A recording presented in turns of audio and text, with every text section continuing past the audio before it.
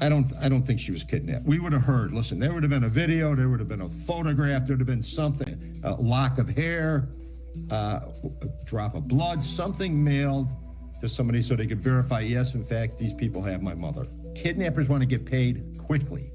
They don't want this thing to linger. If you're negotiating with another drug dealer in South America somewhere, it could go on for a few weeks, a month, until they get bored and decide this is not worth it. And it's either pay up or we're going to kill this person. And it's always a negotiation, right? The first figure they throw out is never what actually gets paid, like any good business deal. There's going to be a negotiation, but it's going to be a fast and hard one. And there's been no negotiations. No one's called up and said, hey, where's my money? That hasn't happened. For the simple reason is nobody's kidnapped her, I don't think. If you're a good kidnapper, you're going to grab the medication on the way out the door because you're going to have to take care of her. You're going to have to keep her alive and healthy, right? So it shows a total lack of planning. The total lack of forensic evidence of anyone being in that house, of grabbing her, is another clue that she wasn't kidnapped. You know, you walk in somewhere, you're going to leave something. I don't care who you are. You're going to leave some DNA, some footprints, some fingerprints, blood if anyone gets cut on glass or whatever. You know, listen, the FBI is great at crime scene processing. They've been processing this thing for, 6, 7, 8 days now. They've got nothing. If they had something, we'd have heard about it. The problem was it became public very quickly. And my guess is the Russians or Nigerians said, oh, hey, here's an opportunity to make a few dollars. We don't have a body. We don't have proof of anything. We're just going to hope that they panic and pay us. Her mother would be an attractive kidnap target, except for the fact that, well, you kidnap somebody like that and you better batten down the hatches because, man, everybody's coming for you. Everyone. The entire law enforcement apparatus of Arizona is in gear, the FBI, probably ATF, probably DEA, everyone's jumping on this bandwagon. I mean, there's probably 500 people assigned to this case right now. I don't think anybody in position of authority believes she's alive at this point. And no one wants to say it publicly. This is the problem, right? Listen, when you see the FBI in the roof a week later and helicopters have been filming that roof for nonstop for 7 days, we're reaching. They got nothing else to do. They've got nothing left. And someone said, hey, get up on the roof, take a look again. Well, I'm sure somebody did take a look for cell phones or any evidence of someone coming off the roof after she came home. Great place to hide, right? I mean, all the technology we have turned up nothing. A lot of that is because she lives in an area that has light pollution issues and they don't want lights. So ring cameras don't work. Surveillance cameras don't work. I mean, they've got nothing. They've got no film. They got no evidence that she was taken by anybody at this point, other than some hokey ransom letters, which aren't saying anything except send us money to this untraceable account. I think, unfortunately, it's going to end badly. Mrs. Guthrie's probably going to be found deceased somewhere. I doubt she walked off and someone picked her up and, they're eating tea and cupcakes somewhere in Arizona area. I very much doubt it. I mean, she has medical issues. I think if she was taken, we'd pretty much know for sure at this point she was really taken. There'd be some forensic evidence to help indicate that happened. Because the feds aren't talking about it, I'm pretty sure there's no forensic evidence indicating she was kidnapped at all. I hope I'm wrong. I really do. It doesn't bother me to be wrong. Seldom am I wrong. And Chris, you said basically you doubt that Nancy Guthrie's disappearance was actually a kidnapping. The fact that Savannah Guthrie has now put out this video that very clearly seems to indicate that there has not been proof of life, there has not been communication with the kidnappers, and now broadening it out to we just want the public's help. Does that prove you right? Well, I think so. I mean, I wish I was wrong because that would bring us some hope that Nancy's still alive.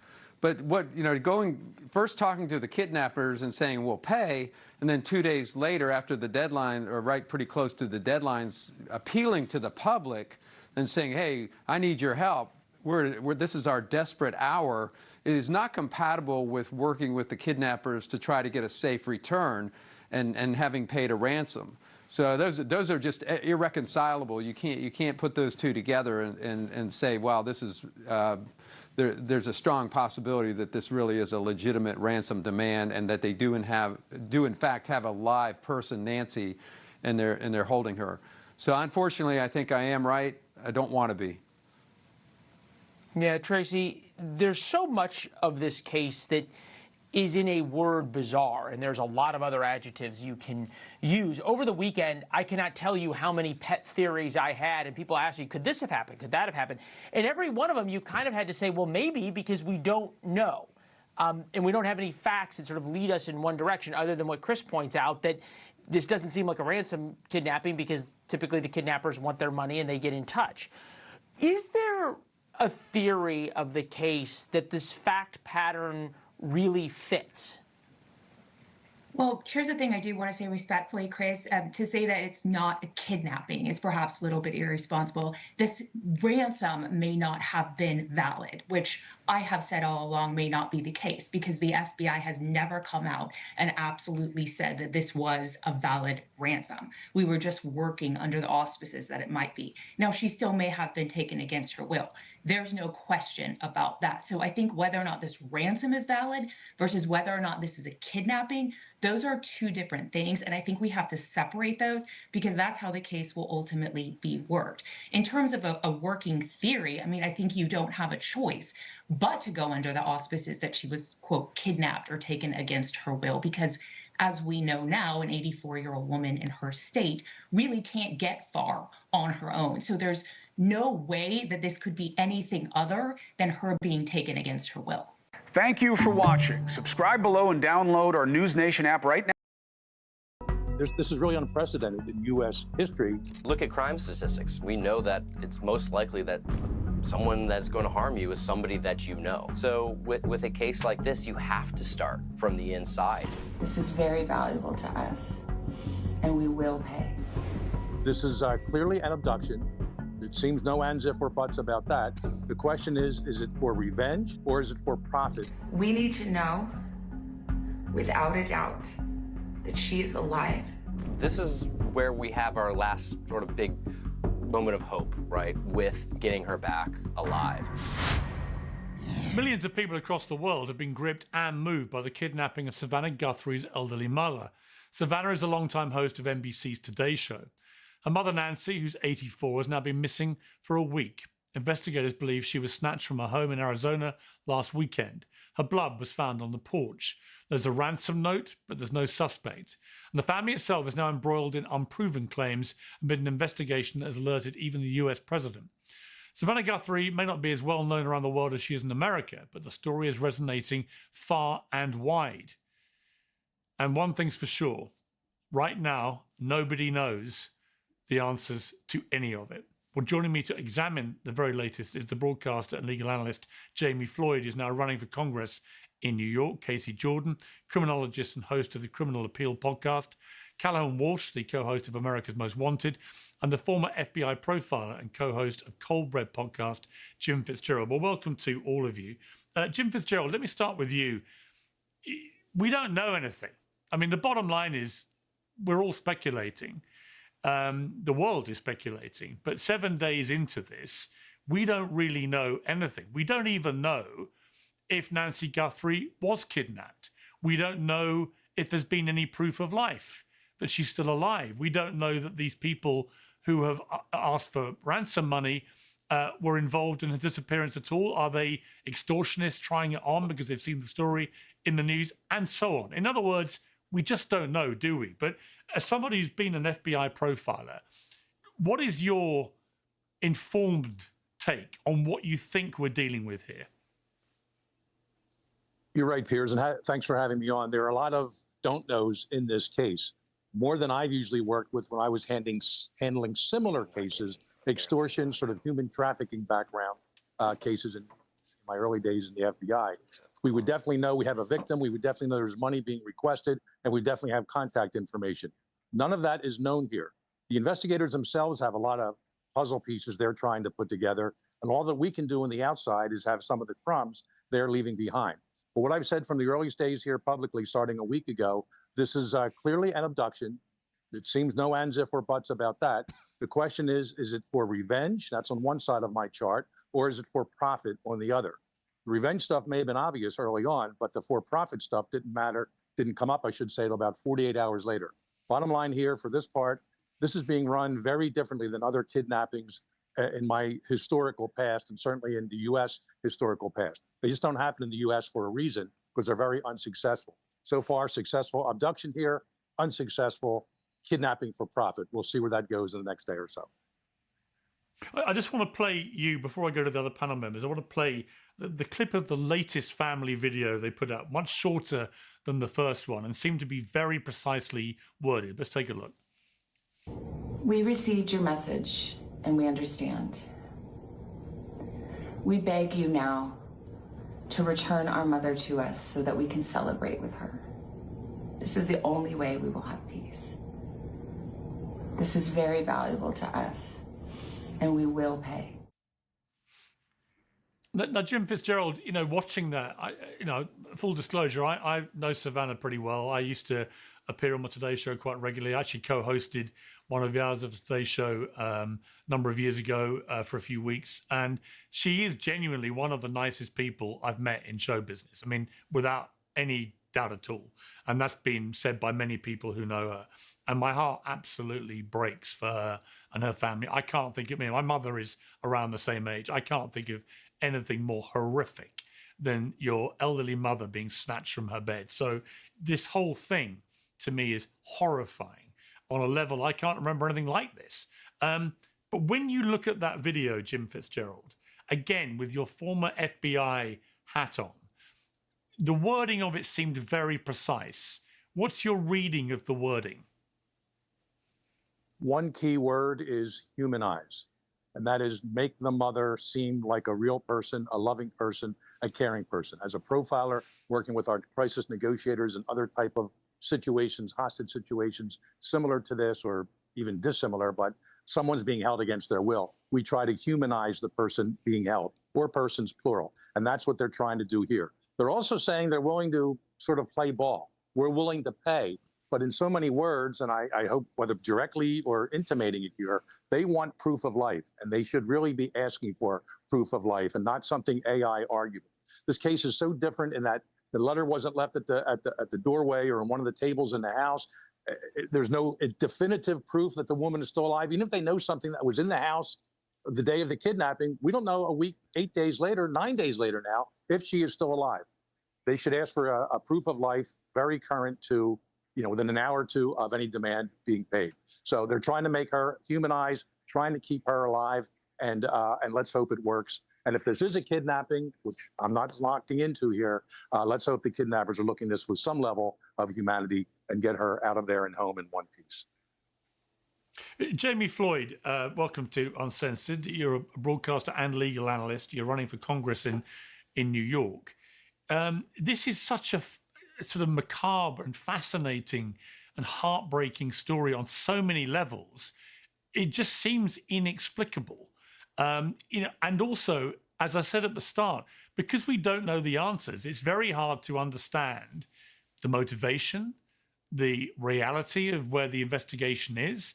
Have these kidnappers, if they are kidnappers, actually made any direct contact that makes the family or the FBI think that this is actually a kidnapping where Nancy Guthrie's still alive, and so on? All these unanswered questions make it extraordinarily difficult to really assess properly. Yes, and Piers, I want to say also in full disclosure, like you, I know Savannah quite well. We started out together at Court TV, where we covered these kinds of cases. And I will say that she is, as you've pointed out, a kind and well-loved person in an industry full of people who are not kind and not well-loved.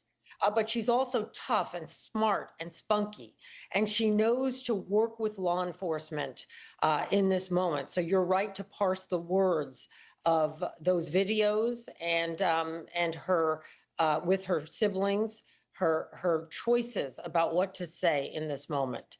But to your question, it is an incredible case. And it's very much unlike kidnapping, as has been pointed out by our profiler, is highly unsuccessful and therefore highly unusual everywhere, but especially in the United States. And with Savannah, I've covered other cases like this. We covered the JonBenet Ramsey case together. But times have changed to try to get away with something like this. And again, we're speculating, right? We don't really know what's happened here. But we have the kinds of technology, the doorbell camera, for example, the fact that everything we do now in society is filmed, photographed, and tracked digitally. And then the idea that you're going to get any sort of ransom that can't be tracked, whether it's Bitcoin or in any other form, it's nonsensical. So this is a tremendously unique case, but I think law enforcement and the Guthrie family have a unique opportunity here to solve it and bring Nancy home. Yeah, I mean, you make some good points there. Kidnapping, hijacking as well used to be much more prevalent, but because the perpetrators were invariably caught or killed, it certainly seems to have gone out of criminal fashion in more recent years. And yet here we have an apparent kidnapping with utter impunity. I want to bring in Casey Jordan here, criminologist, host of the Criminal Appeal podcast. I want to play the first clip now that the family put out, and then come to you after this. Our mom is our heart and our home. She is 84 years old. Her health, her heart is fragile. She lives in constant pain. She is without any medicine. She needs it to survive. She needs it not to suffer. We too have heard the reports about a ransom letter in the media. As a family, we are doing everything that we can. We are ready to talk. However, we live in a world where voices and images are easily manipulated. We need to know, without a doubt, that she is alive and that you have her. We want to hear from you, and we are ready to listen. Please reach out to us. You know, one of the things, Casey, that has been raised by people at NBC, actually, from people who apparently are feeling quite bad about this, is that Savannah was, encouraged to do a lot of stuff with her mother on air, not just in the studio, but also at the home. And that whether this has prompted somebody to look at the age of her mother, look at the $1 million home she was in, it may or may not be significant. It's only about 60 miles from the border, for example. Again, this is pure speculation at this stage, obviously, but it's not a sort of wild fantasy, I guess, to think that somebody may have been watching that and thought, actually, there's an opportunity there to commit this heinous crime and potentially extort money from Savannah Guthrie. Correct. And there are people who even think that televised content with Savannah and her mother could have given the clues about the interior of the house that the extortionists are putting in these communications, where they're talking about, a dangling floodlight and other details, trying to validate that they've been in the house. Many people also speculate they've never been in the house and that everything that they're saying has been derived from Google Maps or from either maybe police report leakage or service providers who have been in the house. But the most important thing about the video that you just played, that was the first released video by the three siblings. And that is exactly what Jim Fitzgerald said that they should be doing, is humanizing their mother. They talk directly to their mother. They tell her how much they miss her and want her home. And they use very key concepts like pain and suffering and how her health and her heart are fragile. That is dynamically different than the sibling video that was just released on Saturday, where they are not asking for proof of life, and any hopefulness is gone from their faces. So we have to wonder what was in that second communication that came in to those Tucson news agencies that seems to have turned the tables. We know that there was a lot of specifics, but I get the feeling that whoever has control of Nancy Guthrie is not offering proof of life, but they are holding a deadline. And there was no effort to humanize her in the latest video. That concerns me. Let me bring in Callahan Walsh, co-host of America's Most Wanted. Callahan, welcome to Uncensored. There's an interesting thing about that video is in the wider, longer clip. There's one part of it which is almost word for word identical to what we saw in the movie Silence of the Lambs, when you have a senator making a direct appeal. Let's take a look at this. She is full of kindness and knowledge. Talk to her and you'll see. Catherine is very gentle and kind. Talk to her and you'll see. And I guess that is just further evidence that there is a kind of playbook here by the FBI where certain wording is deliberately designed to try and appeal to whatever semblance of humanity the captors may have. You're absolutely right. And it's because this is where we have our last sort of big moment of hope, right, with getting her back alive. If this was a case that she wandered from the house and wasn't able to make it back, the temperatures have been way too cold to survive out there. If it was an abductor who took her that have nothing to do with the ransom letters, there's a likelihood that she's deceased as well, unfortunately.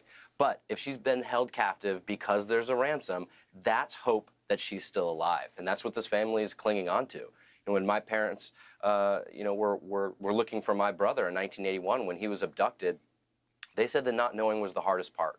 And they would do anything that they could to see him again. And with this hope being dangled in front of the family, of course, they're going to do everything that they can to seize upon that moment and hope that they get their mother back. We've seen a lot of speculation, like I said.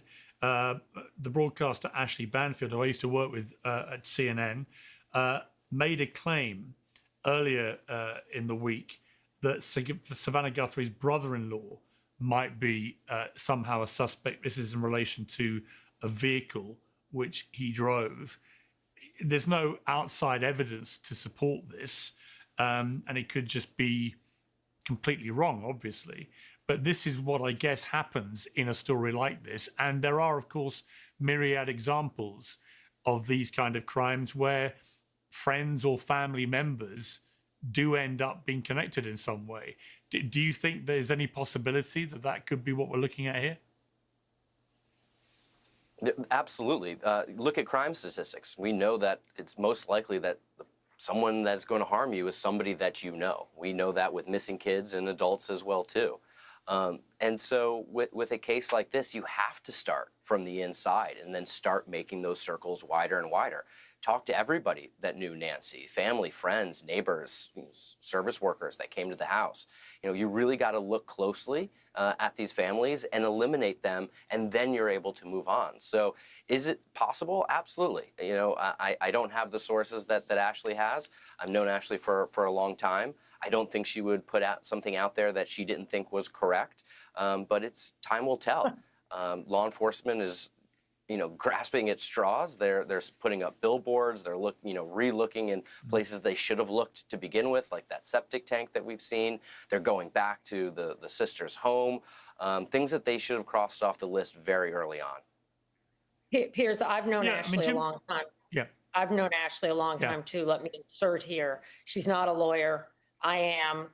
We have a long history in this country of convicting people in the court of public opinion before a charge has been filed in a court of law. We have a long, ugly history that goes back to the colonial period when you were the mother country of ugly public trials that happened long before anyone's ever been charged. We got to be careful not to speculate and certainly not to accuse people before they've been charged with anything, because it does ruin lives. And we have a healthy history in this country of wrongful convictions of people. And I've made my career, a big point in my career, of standing up for people when they are at risk of being wrongfully accused. So I want to be really careful in this case, because this is a ripe case for that kind of error to happen.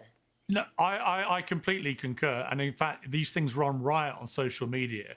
And obviously, if there's no basis to it, it's unbelievably cruel and unfair on the family members concerned who get called suspects. The local police have hit back at that claim, although Ashley has stood by it.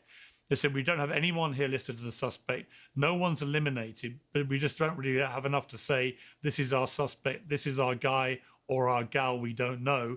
It's kind of reckless to report that someone's a suspect when they could be a victim.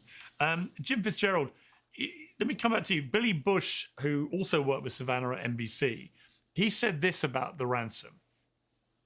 The report is that there's, at Monday by 5 o'clock, they want a $6 million Bitcoin ransom. That means that Nancy Guthrie as well. And, you know, $6 million for NBC is a quick stroke of a quick hit send.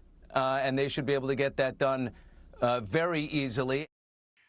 So Jim, I mean, what do you make of that NBC, obviously got very deep pockets, that they should come forward and pay that ransom, whatever it is?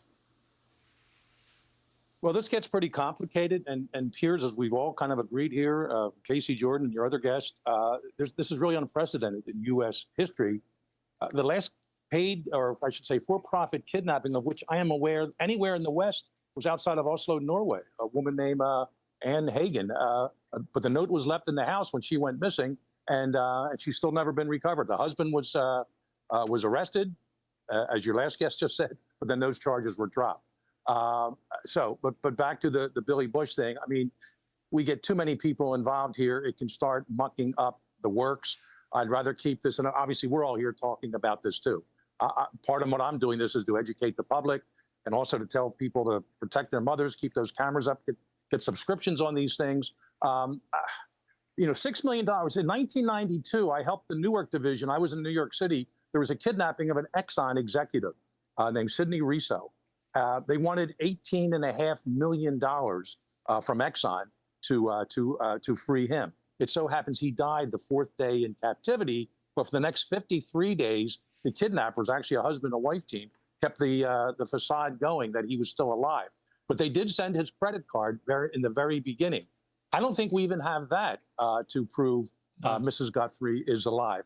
And there's a pragmatist part of me. If this was my mother, that's the emotional part. The investigators, another part. Ask for proof of life. Almost every kidnapping, but going back to Lindbergh, Frank Sinatra Jr., and others since then have had some kind of a proof of life element involved in it. And we don't see that here. And could it be, Jim? I just don't know how serious it is.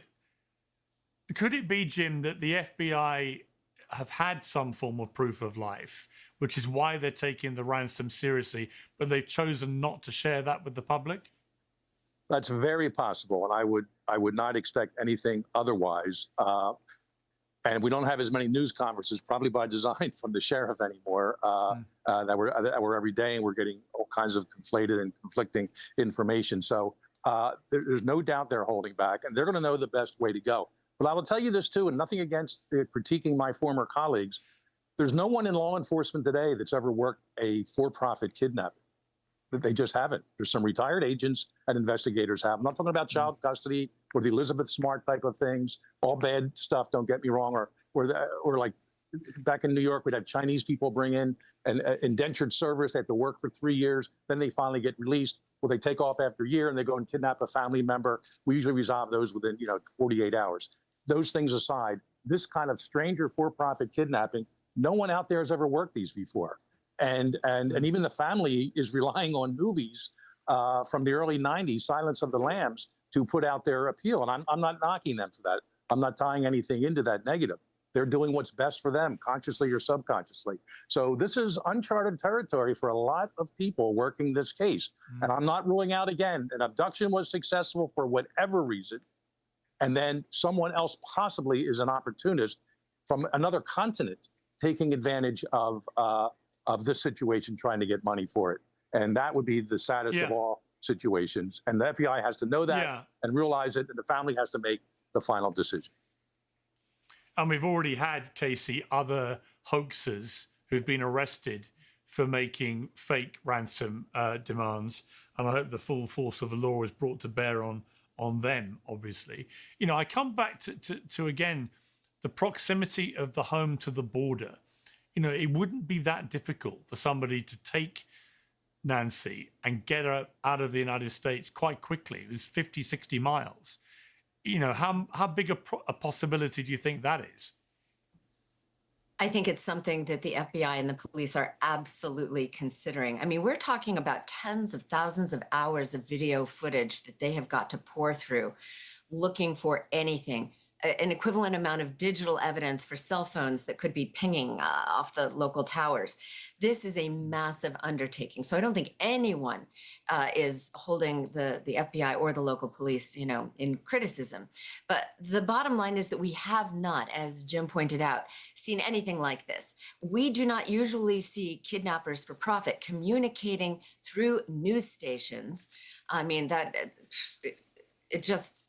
Why would you? You want to get directly to the family, and doing anything else really muddies up the water and you know, keeps the channel of communication clogged, if you will, because everything is going through a news director who's turning it over to the police, who's turning it over to the FBI, who's turning it over to the family. If you want to get your money, you go directly to the family. So yeah, at this juncture, we know we have a 5 p.m. deadline tonight, but we don't know exactly what it's for. We presume it is for the $6 million in Bitcoin.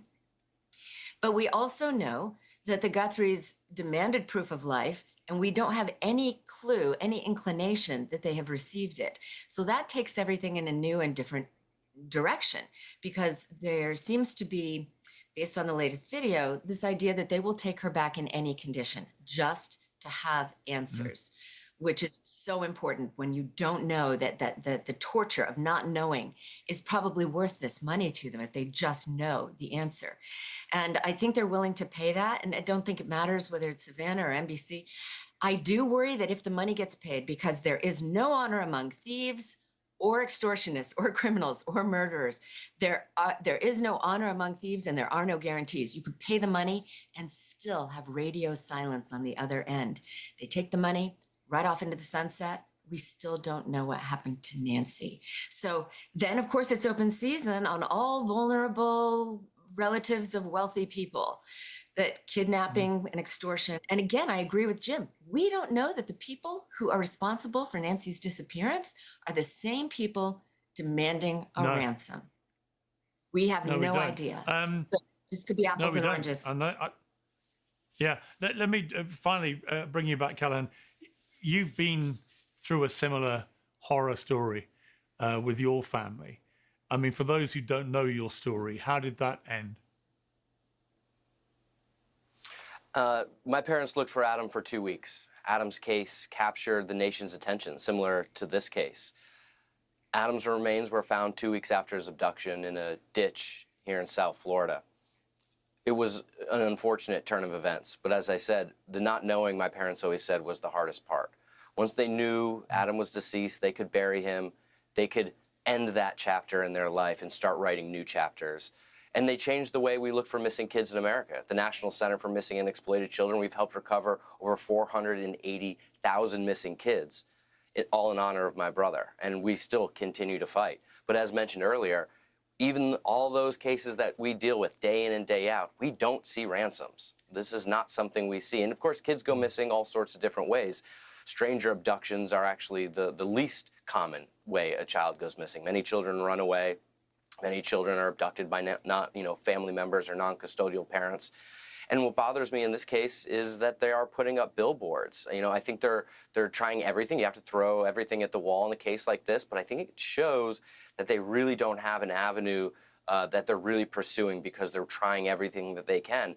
They don't have the regular investigative tools that law enforcement relies on, like tracking a cell phone, license plate readers, tracking credit cards. All that was left at her home.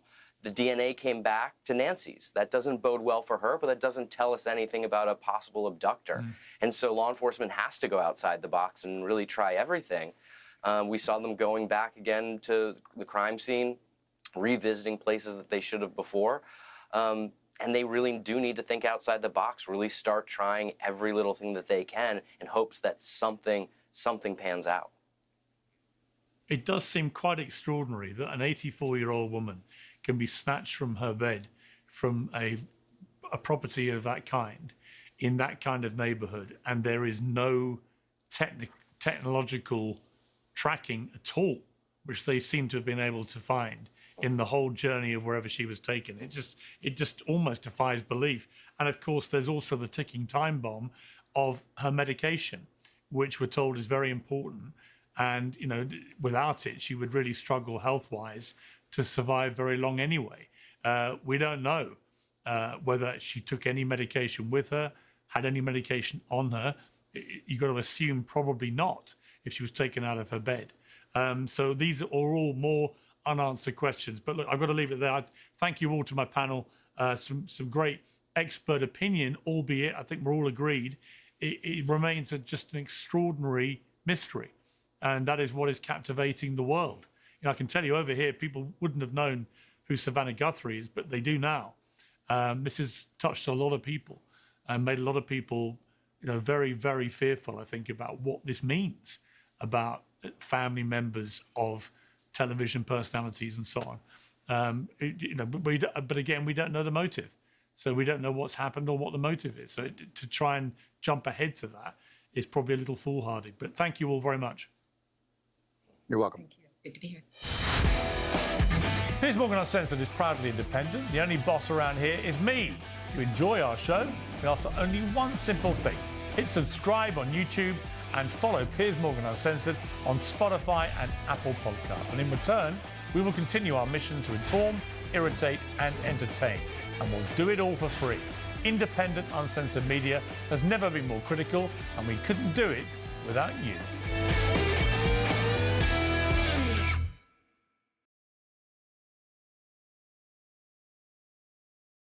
With us now, Paul Morrow, Fox News contributor and former NYPD inspector, and Josh Ritter, Fox News contributor, criminal defense attorney, who's been with us both with such great analysis over the last week.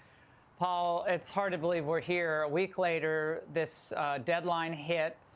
Nothing in that Bitcoin wallet. What are you thinking right now? Well, let's look at what we see in the latest video. I don't read anything into the fact that her siblings are not with her this time. It looks to me like this is the first spontaneous video that we've gotten. I would argue that this one likely not coached by the FBI, unlike what we saw in the past. It looks to me like an air of desperation, as we've all seen, but not only related to how the Guthrie family must feel, which we all understand to the extent that we can, being outside of it, but the fact that she's not encouraged, let's say, by what she's getting from the task force. She repeatedly says, we need your help. It's a plea to move this thing forward somehow. And I also would argue that there is something here that you could read as validating at least one of the notes. Why? Because she says we are entering an hour of desperation. That seems to me to be pinned to the deadline that we know just passed. And so she felt that looming deadline. And so as a result, she felt like, I need to put a last-minute plea before we hit that deadline. And that would argue then that the Bitcoin wallet that had originally been presented to them is the one that was in play. And as we all know, last reporting is that one was empty. Josh, to that point, if indeed Savannah Guthrie is likely frustrated that, as hard as authorities are working, no real breaks in this case, after interviewing everybody nearby, everybody involved, presumably whoever it was who drove her home, and there's not real clarity, I don't believe, on that fact, that Pima County Sheriff Chris Nanos came under a lot of fire over the weekend. He was seen at a college basketball game Saturday night despite the fact that the search continues. Your thoughts on that, given the other criticism that he has been subject to since this began? Obviously, he has a personal life still, but your thoughts? Yeah, a lot of criticism, and some of that deservedly so. Certainly the optics on being at a basketball game while this is all going on, as she even said, Savannah, in her statement, that this is a living nightmare for them. So not a good look for the Sheriff's Department. And here we are, day 9. We are minutes past that second deadline, and it doesn't appear as though we're any closer to finding a suspect or person of interest than we were last Sunday, which is really remarkable. And so you can see that desperation. In fact, she uses that word in her statement coming through from Savannah's statement. I agree a lot with the points that Paul makes about this statement. First of all, she's not speaking for the first time to her mother's captors. She's speaking to the public. In fact, she doesn't even reference them at all in that statement. And her choice of language is not as carefully curated as we saw in previous statements. In fact, in previous statements, she was holding a piece of paper in front of her and almost reading directly from it because it was scripted, we believe, probably by federal agents. Here, she's speaking extemporaneously from the heart. And it seems as though the subtext of all of that is that she's not really concerned about how her mother's captors are going to be receiving this, that this message is to the public, and that they are desperate to just get any answers. Paul, they went back and they interviewed neighbors, we understand, for a second time. Then there was the issue with the car. That was a car of interest that went to that Circle K gas station, so they went there. Then they went and looked at the septic system. They took that item off the roof. Went back in the home, removed the vehicle, removed apparently other items from the home as well. It seems like extremely chaotic, but is there a method to the sort of flurry of activity on Friday and Saturday? Well, the task force has enlarged physically. They've got more bodies now. They pulled in some people from surrounding jurisdictions, and we know the FBI has augmented their numbers as well as other federal agencies. So now you can send people out on the thinnest of leads. The septic system, you know, look, they may be thinking that maybe the manhole was a little bit exposed and somebody could have thrown something down there. There were maybe tool marks where the ring camera was removed, and so they're looking for something relative to that. There's also the possibility of something that was flushed away. There are cases where the drain actually provides DNA that somebody tried to wipe off. I think in the Koberger case, in fact, they took the drain. It ended up being, a dead end. But you are going down every path very clearly. They're going down every possible path. And that's why I cautioned a little bit against the fact that, okay, they were taking these photographs in the house in the dark the other night at the home of the sister and brother-in-law. Yeah, they're doing that, but that doesn't mean that they're necessarily suspects or something. They're just ruling everything out. And look, let's be frank. Task force members, they read the papers and hear things as well. And the last thing they want to be accused of is not looking at something that maybe they should have later. So they are really buttoning up everything they can. And if nothing else, they're doing it to wash them out as suspects, to say we ran all the traps on that. We really don't see them in the frame here, and we can concentrate our fire elsewhere. I go back to the idea that they're just pulling at absolutely everything they have. They have the manpower. Personally, I feel like ultimately when we get a solve, and I do think we'll get a solve on this, it's going to come down to a data thing, something that they pull out of the digital world, and it may take some time for that because that analysis takes a good long while. Josh, why do we not know definitively who drove Nancy Guthrie home? Is that a dumb question I'm asking? But it seems like that's just a fact, right? It's not an accusation. It's just a fact. But it seems like it might have been the son-in-law, but we're not really sure, or two people, or what was it? No, it's not a bad question at all. It's an excellent question, and it's part of the ongoing problems with the messaging coming from law enforcement in this case. Initially, the sheriff did say it was the son-in-law that drove her home, and then in later press conferences, he took a step back from that and then used this kind of vague term of a family member. They know obviously who it was that drove her home, but for whatever reason they're using this guarded language and not sharing that with us. And I think this is kind of an overall problem with the messaging, especially coming from the sheriff's department, that there was kind of this flood of information at first. Some of that they'd have had to walk back, some of that they've had to correct. And now we've gone into this period where we're not getting any information. Here we are, minutes past the deadline, and there's been no press conference today. Now, I realize they don't owe that to us, but in a phase now where even Savannah Guthrie is turning to the public and saying, we need your help, you would think they would start sharing some more information with the public and tell us exactly what is the status of this case. In particular, has a ransom been paid? I didn't think a lot of us probably thought a week was going to go by with so little information. But Paul and Josh, both of you, thank you so much. Hey, Sean Hannity here. Hey, click here to subscribe to Fox News YouTube page and catch our hottest interviews and most compelling analysis. You will not get it anywhere else. Chris Swecker is a former assistant FBI director. Chris, so the deadline's done now. What's next? Well, I mean, I go to the most recent Instagram post by Savannah, and I'm reading quite a bit into that. She is talking to the public now. She's no longer talking to the potential kidnappers. And those two are inconsistent with each other. If she paid a ransom or if they paid a ransom, that would imply they're trying to work with the kidnappers and they're trying to get Nancy returned. That didn't happen.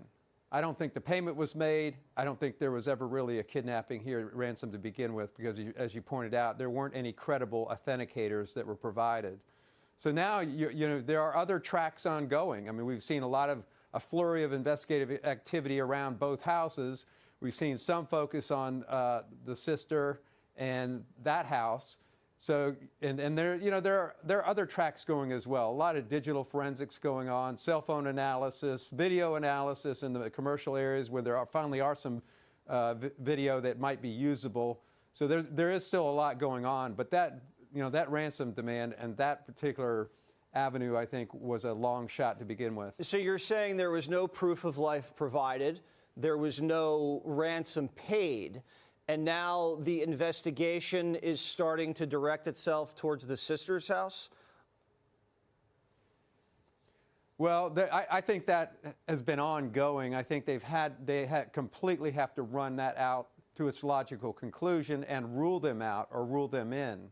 I mean, they're really one of three different scenarios here. One is there is a kidnapping and a ransom, and the other is there was a home invasion that went bad. She left the house bleeding in the middle of the night. And then the third is that someone that stood to gain financially from her demise from the inside perpetrated this. So I don't see a lot of other viable scenarios here, and I think all three of those the investigative team are playing out to the very logical end to it. You might be right about that. How long would it take to rule out the family? Shouldn't that have been done pretty quickly? You scrub the devices, you run those down, and that's got to be it, right? Or is there more? Right.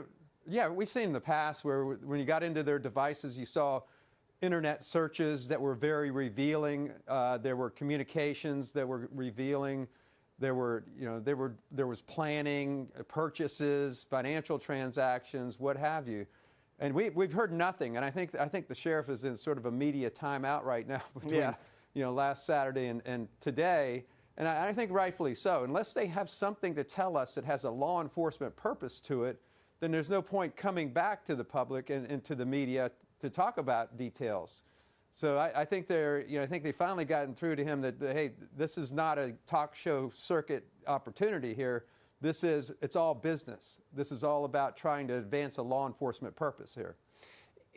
I don't want to speculate on the involvement of the family, but I mean, if you're a family member and you're somehow involved in this, I mean, how can you sit there with your other family members while they're going through something like this and produce videos and eat dinner? And it doesn't seem possible to me. Yeah, I mean, I see the family seems to have come together, and I don't think there's any split there that we know about. We're on the outside looking in, obviously, And you know, there was talk earlier on another show of a polygraph. Well, that's not a terrible idea, and that may have already been done. So you know, we're not hearing anything from that investigative team, which is kind of unusual in a case where we have so many investigative agencies, so many different people involved. But really and truly, the leaks have absolutely stopped here, and that may be the discipline that the FBI brings to this, because they know that you really don't put out details unless you have a good purpose to do it. And you're under the understanding that the family's cooperating fully with law enforcement, right? Right. We've not heard otherwise. I mean, they're allowed into the house. I hear talk of consent searches. They haven't had to go get search warrants from a magistrate. You don't see them or hear about them lawyering up like people have done, and we've seen in the past in high-profile cases. So I don't see any indication that there's no cooperation here. And if you have nothing to hide, why wouldn't you cooperate? I think we would have heard about it by now if there was, you know, if a stone wall was going up here. Right. So you rule out the family, and then you move to your other option, a home invasion gone wrong. And that's probably where you think this is headed? Right. Well, I mean, I don't know for sure, but my investigative instincts tell me there are a lot of people that have gone to that house over the years that know that there's an 84-year-old woman there of means who lives in a very dark house in a very dark area in a neighborhood where the houses are offset about 300 feet from the front of the road, and the cameras are obstructed, et cetera. So, you know, that over the years, I mean, she's 84, so she has to have had delivery people, handyman, pool person, yard person, somebody, you know, come around. I'm not saying they would have done it, but they would have provided information to others or induced or enabled others to do it. Yeah. And again, she left that house bleeding out the front door. So that's not a good sign. No, terrible sign. That means that she was roughed up on the way out. Yep, she was roughed up or when they first entered the house. Or resisted, and not a great sign. That's absolutely sure. Right. Excellent analysis. Thank you so much for always joining Jesse Watters Primetime. Click here to subscribe to the Fox News YouTube page to catch our hottest interviews and most compelling analysis. You won't get it anywhere else.